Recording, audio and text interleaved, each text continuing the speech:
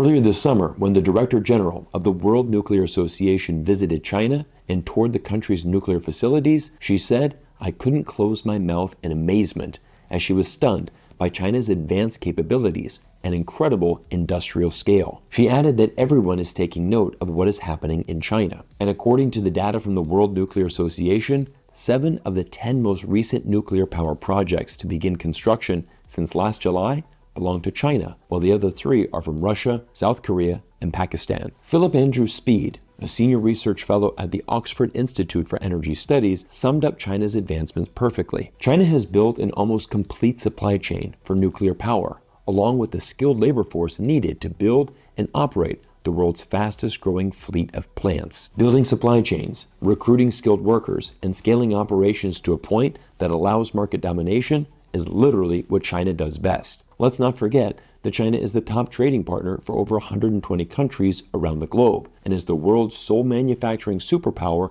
with 35% of global output. But when we look specifically at clean energy technology, there is no question that China will continue to dominate the future of this entire industry across all verticals. China owns a 70% market share of electric vehicles, 75% of lithium-ion batteries, 65% of wind turbines, and a resounding 82% of solar panels. China just announced the construction of the world's largest dam through the Tibetan mountains, and when completed, this one project alone will produce enough hydroelectricity to power the equivalent of the United Kingdom. However, the story is different when it comes to countries like the US and France, 2 nations who once dominated nuclear technology development. Due to consistent problems like public opposition, rising costs, and regulatory challenges, construction of large-scale nuclear power plants in these countries have stagnated for many decades, once again opening the door for China to dominate this industry. Due to the lack of construction in Western countries, domestic supply chains have shut down,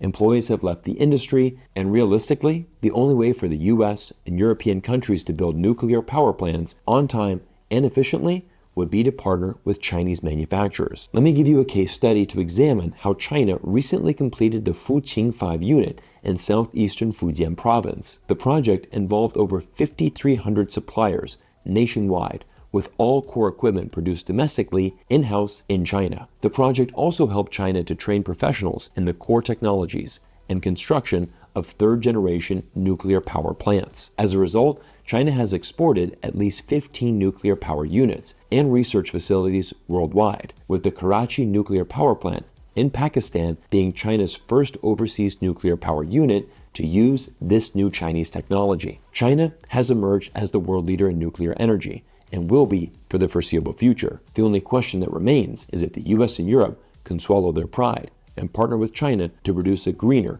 and more carbon-neutral planet for our future generations.